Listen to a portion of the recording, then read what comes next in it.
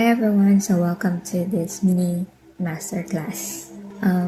For today, we will be finally building your portfolio from scratch. But first, since this is kind of a mini masterclass, let's start formally. I have, kung sino man sa inyo ang nakatry na ng mga webinars or mga courses, it always starts with mindset. So, actually, I just finished a live webinar a few hours ago, and today is day one, and we also just do mindset for the whole day one of the event. So as you can see, I am already earning money from freelancing, but I still join courses for upskill. So I recommend doing that whenever you want to be a freelancer. For example, I have my friends na customer service. So I was a call center agent, I was a customer service, and I started freelancing as a customer service. But then here I am right now. I can do a lot of things. Video editing, AI automation, funnel building, Shopify store manager. I want you guys to learn and be hungry to learn as well. So in this channel, hopefully, masustain ko yung pag-upload ng mga, consistent upload. So yeah, going back, step 1 would be mindset. And then step 2, let's build. And then step 3, let's publish. This is where gagawa tayo ng online accounts mo for Upwork and online jobs. Only those two I can recommend. I cannot recommend the others. I know there are lots of freelancing platforms in there, but itong dalawa lang yung may experience ako. So this is only what I'm going to teach you. And then step 4 will be landing clients. So this is this should be all your goal, our goal. And yeah, so the reason why VAs never get hired is that they will say, I will apply when I have experience. I have a friend that I have been teaching for 2 years now kasi gusto ko talagang makatulong. I want to help. I've been sending courses. Kung ano yung mga course ko, pinapasa ko sa kanya for free. And it's been 2 years now, wala pa rin nangyayari. Because he said he's not ready. And that's the number one reason why you never get clients. Because you're afraid. So fear. So there's little voices in your head saying, what if? That's normal, because what if you land a client you don't know how to do? Actually, nagka-client siya, video editing. However, natanggal siya agad. Not because hindi siya marunong. May little experience na siya. But one thing that he actually got from me is namimili din ako ng clients. So pag sakit sa ulo yung clients, I know I can get another clients fast, so hindi ko na siya nare-replyan. And that's one thing he learned from me as well. So I won't recommend that kahit gaano kaliit yung sahod. Just gain experience. So I started $3 per hour and then 1 hour per day lang. By that time, I was very happy that I got into freelancing. But then I realized 1 hour lang pala siya na work per day. But yeah, it actually starts with that. So I believe you can do it actually if you start. Just start, even if you're not ready. Only difference from me and you is that nag-start ako ng maaga. But I started from where we are right now. Here, the truth, clients don't hire rationalists. And I have been 10 years in freelancing, and I believe this is true. So, nag-a-apply ako minsan before, nag-a-apply ako madalas wala akong portfolio, wala akong resume, cover letter lang talaga. Where, kung anong hinahanap nila, nilalagay ko sa letter ko. Sabi ko, I can do that. And I've been telling my friends as well na gusto mo freelancing. I said, fake it till you make it. And it works. 3 months of freelancing, they already get a car for their family. So hopefully for all my subscribers here, you can do the same. Not 3 months though, because everyone have different journey. So yeah, let's go back. So the truth, clients don't hire resumes, they hire proof. And we will create that proof today. What Shopify clients actually want to see. So number 1 is product listing quality. Can you write a title and description? When I was like 2017, there's no ChatGPT yet, or I think if there is na, hindi pa namin alam. So madugo yung product listing namin dati. Kasi what we did is, so my client will just give me a product, probably 5 products per day. Since we only use Shopify dati, madali lang siya. Unlike ngayon, it's always a funnel type. So what we did is, we look for competitors. For example, alright, so this is actually a winning product that my client is scaling right now. So take this for example. So my client will just give me a product dati from AliExpress, and then they just ask me to write description. So since there's no ChatGPT and I really don't have, hindi ako marunong magsulat ng marketing, wala akong background sa marketing, wala lahat. So what I do is, I think I already showed this strategy from my previous video on how to do product listing. So just do search this tab with Google Lens. So search mo yung, picture mo yung product. So again, right click, search this tab with Google Lens, and then ganyan. And you will see every similar product. So obviously you will not use YouTube, TikTok, Lazada, because that's not a product listing. Also Amazon, not really. So you wanted to see a Shopify product as well. So this is not the same. So this is the same. So what you can do, this is actually a strategy in looking for competitors, active competitors. What do you mean active is that when I click, available pa yung page. As this is not really active because see, they already changed the product. Alright, so you need to find active competitor. Sorry, may buha ko. And keep scrolling.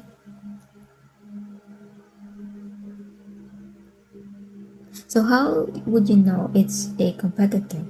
So again, it's not Amazon, it's not Instagram, TikTok, YouTube, AliExpress. Other than that, you can click, right click. So pupunta siya dyan. This one. So but preferably you need English. What do you call that? English stores. This is actually the main competitor. Ako din kasi yung product research nito para sa company na store namin. So this is actually the competitor that I get the inspiration from. So kasi ginagaya lang namin. And that's how dropshipping goes. Or you as a Shopify VA, you should understand dropshipping. If you don't know dropshipping, ito yan. Okay. So ito yung customer. And then ito yung supplier. A supplier means AliExpress, or meron na kasing maraming mga supplier ngayon. Especially for if you're Shopify VA, you should learn about CJ Dropshipping, AutoDS, triple, no, I forgot the name, but yung famous is CJ Dropshipping, Source Inbox, and DS Lite and AutoDS. So again, customer, ito yung bibili, ito yung supplier, lagyan natin yellow, orange since AliExpress is yellow, orange.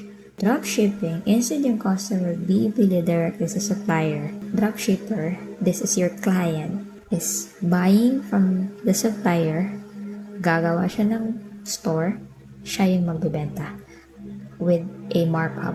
So, as a Shopify VA, you should know that if magli-listing ka, it should be like 3x of the price sa supplier. For example, $1 lang yung price na cost of goods. COGS yung tawag namin dyan.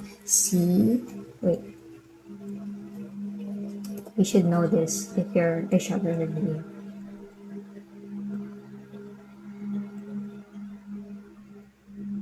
COGS. So this is cost of goods. I don't know what it says, pero cost of goods yan. So if $1 siya, binibenta ng client at minimum of 3x the price. So should be $3 above. Also, if super liit ng cost of goods, for example, that's under $5, ginagawa namin is naglalagay kami ng at least $20 markup. So, for example, magagamit nyo rin pala to if you're like listing product tapos hindi magbibigay ng price yung client. So, for example, it's $5. So, sa supplier. So, your client needs to have a margin. Margin is kita. Kasi wala siyang ipapasa sa inyo kung wala siyang kita. Yes. Tapos naka-ads pa sila. Ads is advertise. So, 20 plus. So, that's the minimum. And then, you will sell. It's either $29.95 so malaki yung margin niya kasi sa mga pricing when it comes to e-commerce, ang pricing nila is meron talagang butad. So it's either $24.95 or $99 or $24.97, basta meron ganyan. Depende na yan sa client mo. So, we find active competitor before, and then what we do is binabasa namin yung mga description nila, tapos kung ano yung maganda, yun ang i-add namin sa Shopify. Tapos naglalagay na lang kami ng mga images in between. You can check my previous video on how to do it on Shopify. But right now, the good thing is actually ang swerte nyo kasi you don't have to go through what we experience, yung struggles dati. You can now create product listing in less than 30 minutes. Minsan nga merong 10 minutes lang. Alright. So right now you can use ChatGPT to write a title and description, or Claude or Gemini. The top LM that we use for copywriting is this, Claude. Kasi si ChatGPT, siya? Tawag dito. Naghahallucinate siya. ChatGPT tend to hallucinate more. Sinusugarcoat niya lagi. So, kung may problema kayo, kausapin niyo na si ChatGPT, bubulahin kayo ng bubulahin. So, next is customer service to. Sorry, I forgot. So, dito sa product listing, dito pumapasok yung funnel building as well. And I have a separate playlist for that. So, customer service to. Ito yung, kung gusto mo mag-apply as customer service, ito yung pinakamadali sa lahat. Kasi, magre-reply ka lang ng email, magre-reply ka lang ng chat, and everything has a template. For example, where is my order? Meron ng mga SOP yung mga client mo na they will just ask, they will just ask you to use it and copy paste whenever same question. They have same questions. For example, where is my order?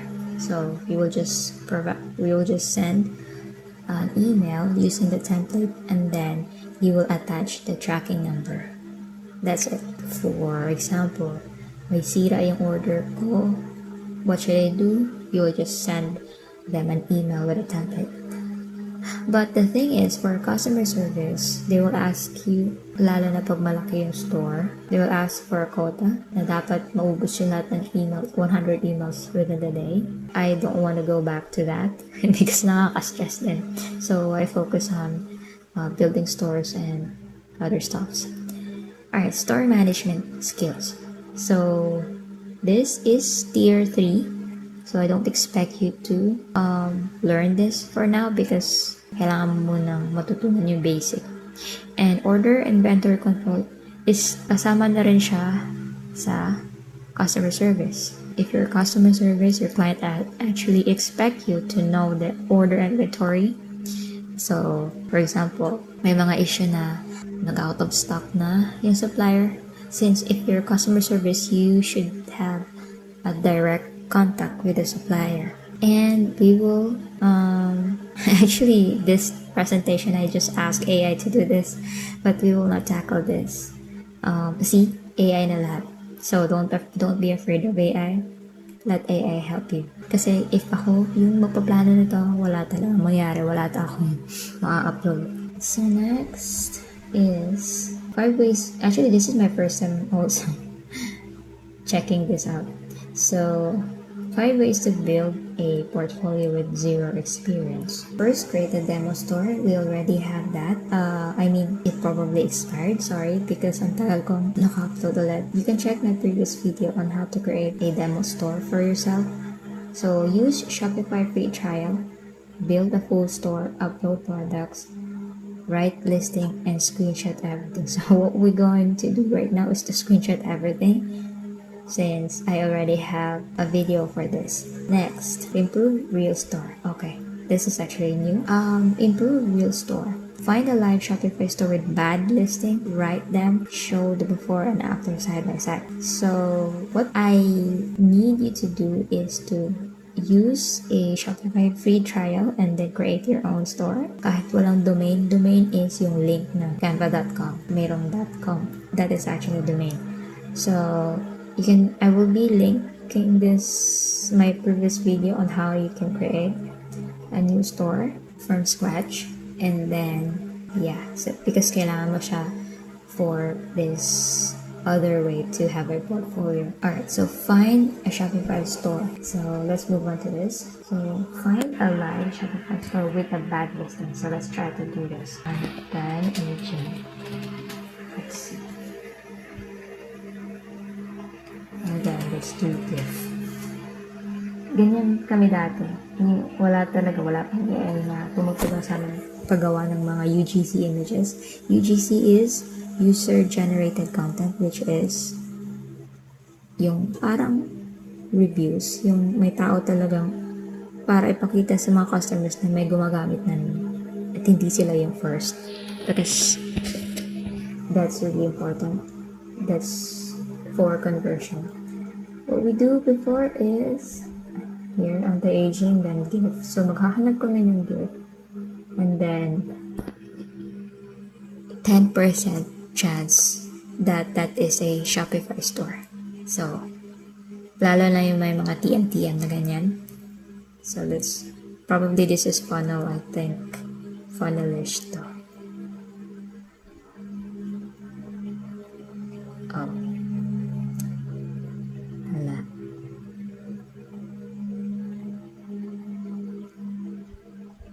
Obvious, this is kind of an advertorial.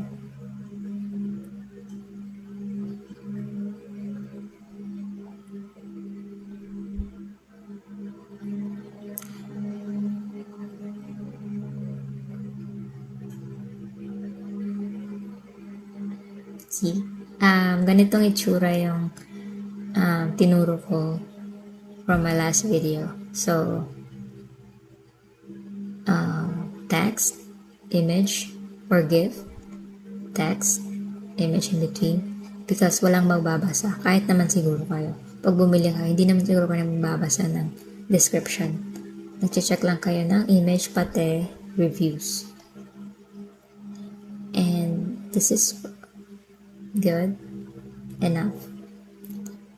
But hindi siya super good. But as a beginner, you can compete with that. So, makahanap tayo ng pangit talaga. Actually, yung mga nandito ay nasa first page sila ng Google. So, obviously, maganda. So, one thing you can do is also maghanap kayo ng supplier or semi-supplier. So, Timo, this is a supplier. So, whoever person na gumamit ng image na to for their product page, obviously, pangit. Obviously, that would be our target. Let's find from AliExpress na lang. Oh.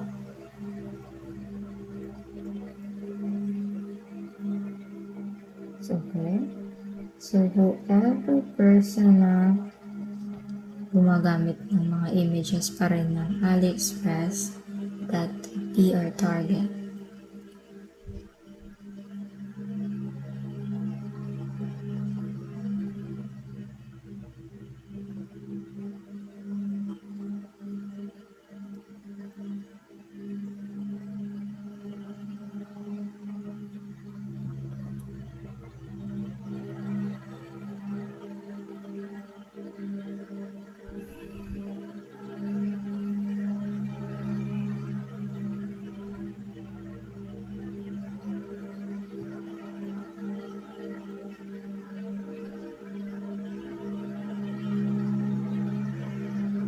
Okay, ito. Ang pangit. Philippine store pa pala. Okay, so, gano'n na lang. Hanap ko yun, open AliExpress, and then hanap ko yun ng mga images, right-click. Yung mga nalabas dito, hahanap kayo ng store pa. Open nyo lahat. Makita nyo, hindi ganito yung walang ganitong structure. You can do that as sample. This is actually a really perfect example because this is a Shopify store. One thing that you can figure out that the product which is Shopify is after ng .com. So for this is .store is products tapos / product name. And you can also install this extension is Koala Inspector. If lalabas yung S, meaning it's a Shopify store. This is also a Shopify store. This is not. See? This is a Shopify store. Obviously, this is not. So, let's go back again dun sa pangit na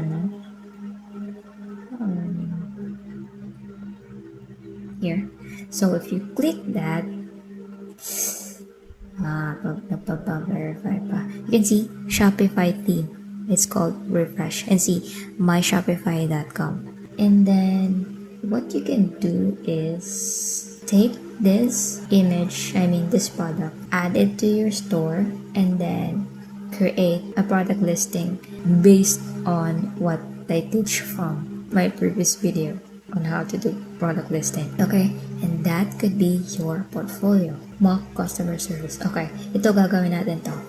So, write 5 emails, replies, common complaints, show your tone. So, ito let's do this right now.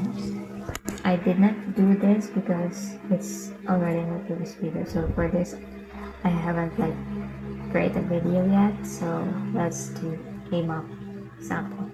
What you need is ChatGPT. And then, just write this. Copy lang din natin to. Let's see.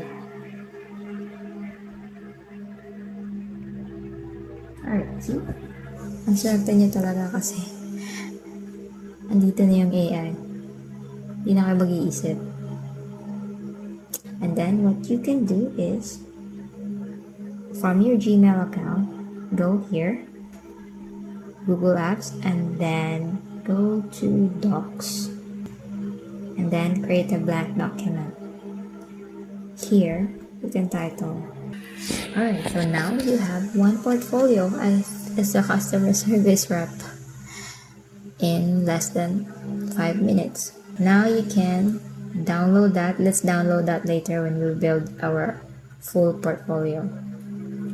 Free work for a friend. If you have a friend who is a VA, ask them. Minsan din kasi ayaw din. I wanted to say, ask them if you can work for them for free. One person on our Discord actually asked that, but the thing is that most VAs don't really give their task to someone without experience because it's their name ang nakataya.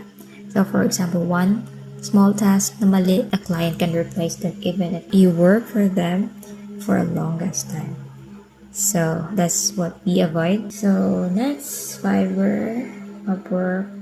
Fiverr is actually also a good for a startup, but you will be competing. So Fiverr is, if you don't know, is a freelancing tool, platform where you can post your gig.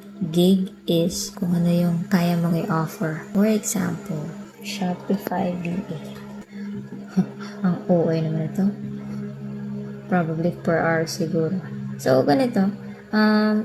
You can gain experience in here, but I'm not really sure if you will get noticed because they will really work with someone with experience unless you'll be giving them like this one. I think this is only a tier. Let's see how much. 1 hour lang. Okay. See, this is $5 per hour. He is working $5 per hour. 2 hours. Tama. Okay. Alright, so this is also one tool. You can sign up as a freelancer and you can post your gig. This is what they call gig experience in our layman's term. Kung ano yung kaya mong gawin. If you want me to teach you how to create listing, I also have a Fiverr account where I post listing as well, so I can do that. Just let me know in the comments. Next is build a demo store. Yeah, we already have this, so let's skip. Skill proof. Okay, so yeah, we already skipped this. So before okay, so one offer I gave for my agency is also we outreach for yung mga pangit na store owner, not owners, pangit na store. We reach out for their owners and then we do this, or I send like a video on what we do to improve their copy. So because copy is important, so hopefully I will have time to sit down and create an in-depth copywriting, or maybe if I will create one for our team, I'll just upload it here as well.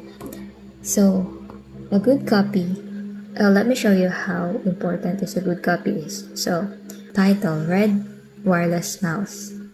So this is exactly what the product's name. What you can do as a copywriter is, for your title, you need to give them what they can get, if it makes sense. You need to write a copy na ang laman is, yan din yung sabi ng client ko every time. Write a copy and mention what people can get if they buy this product. Makes sense? So, always write a copy based on ano yung makukuha nila. So, this is actually copywriting 101. So the bad description says good mouse works with USB, red color, buy now.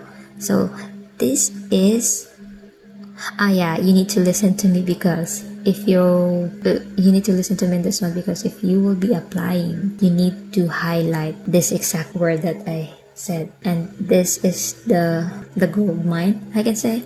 Every time I say this, hired ako. Not to brag, but yeah, that's right. So you can also use this for interview whenever you wanted to sell yourself. Okay. So I think I recorded, yeah.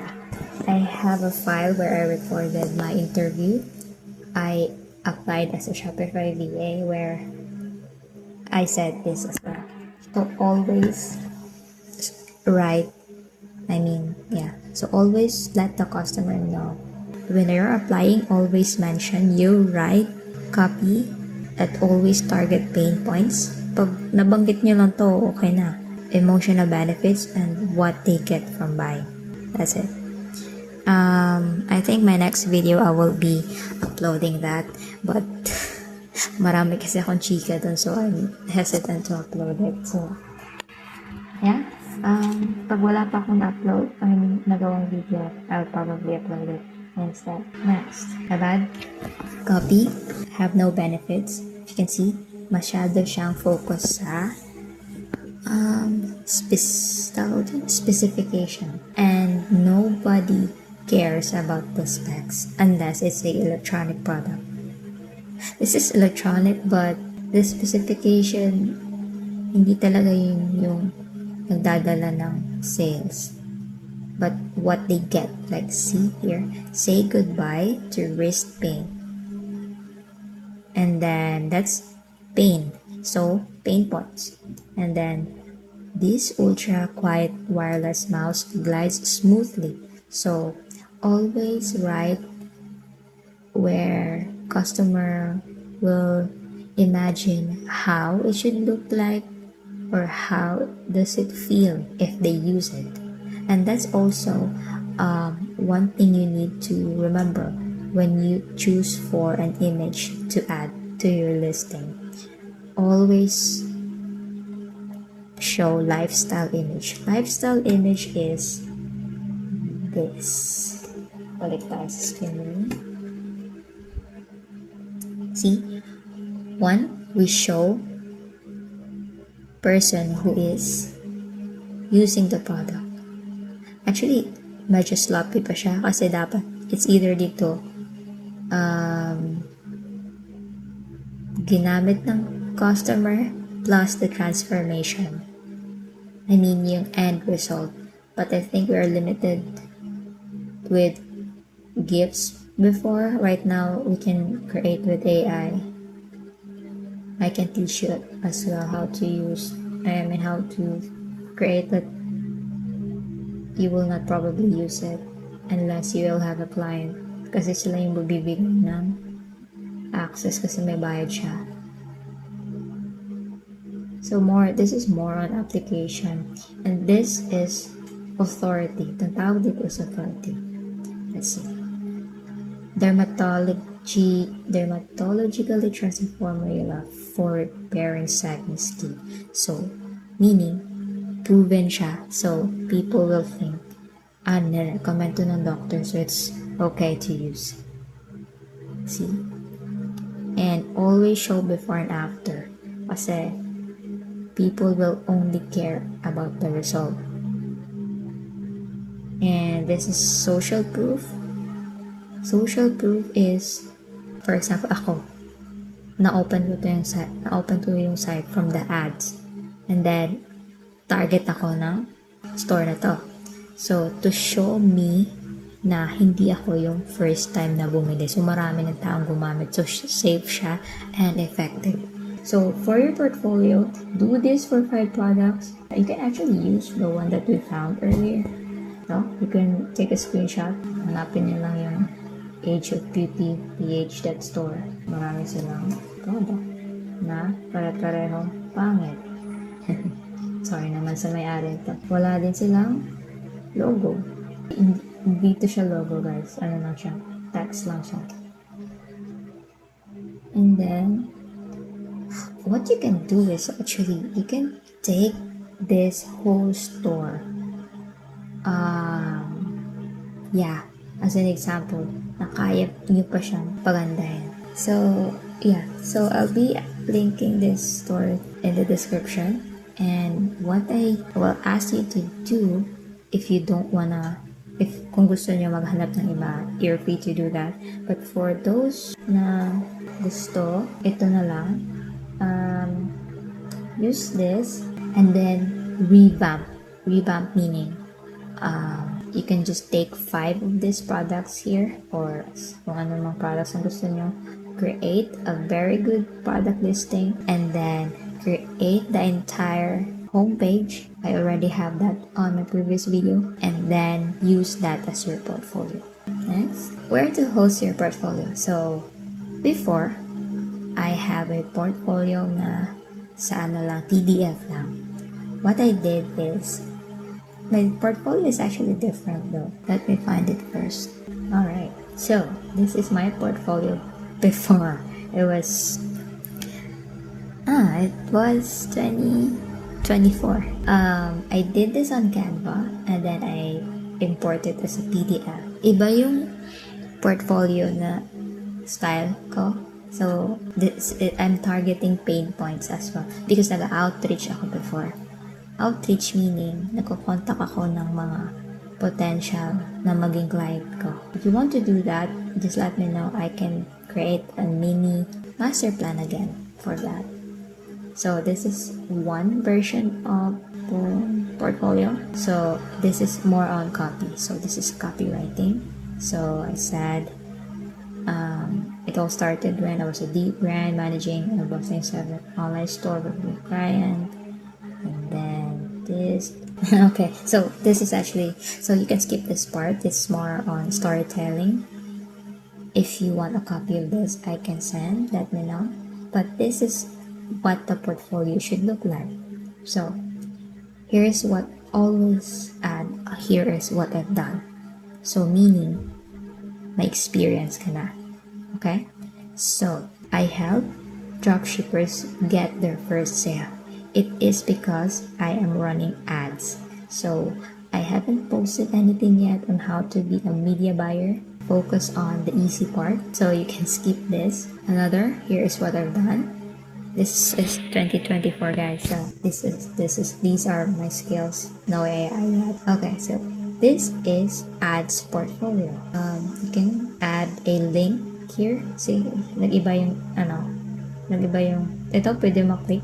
Dinelete ko na pala. Yeah, let's do that later. And then, click here. So, they can click. So let's do this type na lang. And then, alright, here's what I've done. So for this master plan, what you can do is this muna. So, all the links of the stores that you build, product pages that you build, can add a screenshot. Actually ngayon, we can improve more because we can add a whole screenshot of the whole page, and then see a call to action where you can click ito, link to sa WhatsApp ko. So we can do that. I think we can do it in part 2. Okay, I'll give you your first testimonial na lang. No worries. I'll give you tricks on how you can make your portfolio really good.